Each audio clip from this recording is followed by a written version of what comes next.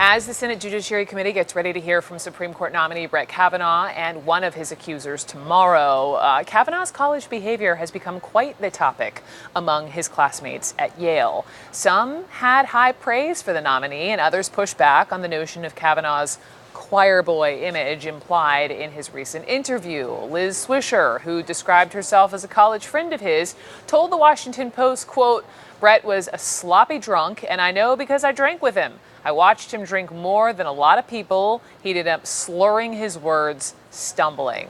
CNN's Miguel Marquez went to New Haven, Connecticut, and has more on Kavanaugh's years in campus.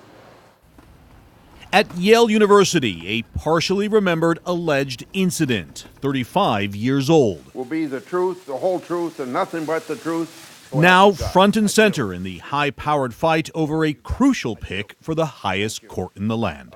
Yes or no? Well, is there a person you're talking about? I'm asking you a very direct question, yes or no?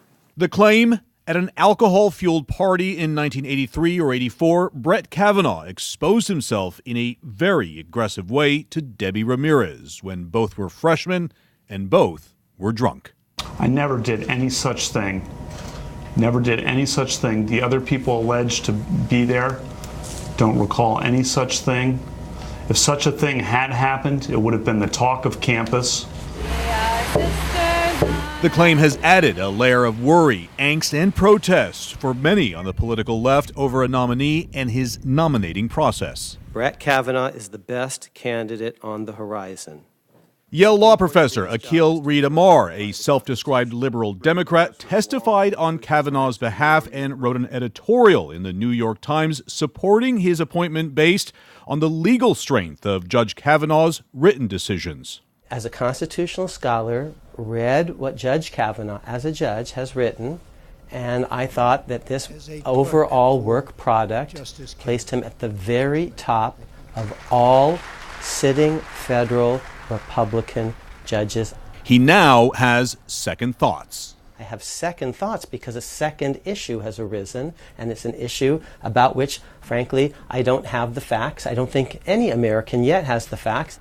Amar wants to hear what Judge Kavanaugh's accusers have to say and judge for himself if he thinks the claims are credible and should bar Kavanaugh from sitting on the Supreme Court.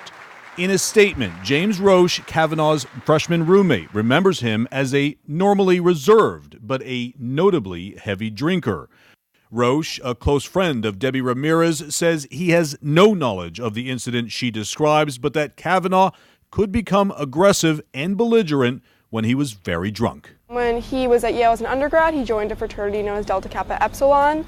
Haley Fuchs and Britton O'Daly reported deeply on Judge Kavanaugh's time at Yale.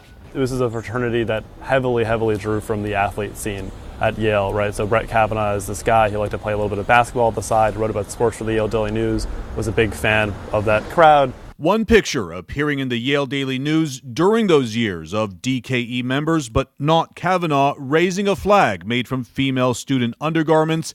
It indicates the sort of fraternal hijinks, some say misogynistic activities, carried out by members of DKE during Judge Kavanaugh's time in the fraternity. It was sort of a lot of hijinks and a lot of kind of like debauchery and like rowdiness that was very, very characteristic of D.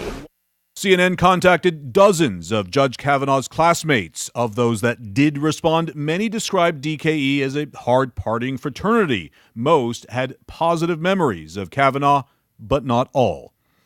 One woman called him an aggressive, obnoxious drunk, saying his fraternity was misogynistic. One classmate who was in the same secret society, Truth and Courage, as Kavanaugh, say they drank but never saw him in a state where he wasn't in control. A female classmate who knew Kavanaugh well found the allegations shocking, saying she remembers Kavanaugh as an extremely intelligent and extremely nice and sensitive man. I'm just asking for a fair process where I can be heard and defend my integrity and defend my family's integrity. There was one roommate, I think his last name was Rhodes. Now, the big question, Brooke, is will Debbie Ramirez be allowed to testify before the Senate committee? It is not very clear and probably not likely. Her lawyers have sent a letter to the committee saying that she's willing to cooperate. Their response back from the Republican leadership on that committee has been, we want more evidence, something she says she doesn't have, but she wants to talk to them, is hoping that they'll at least hear her out. All of this against the backdrop that a tentative vote on Judge Kavanaugh in the committee has been set for Friday morning. So after tomorrow's testimony of Dr. Ford, that may be it. They may move to a vote on Friday. Brooke? Miguel Marquez, thank you at Yale for us.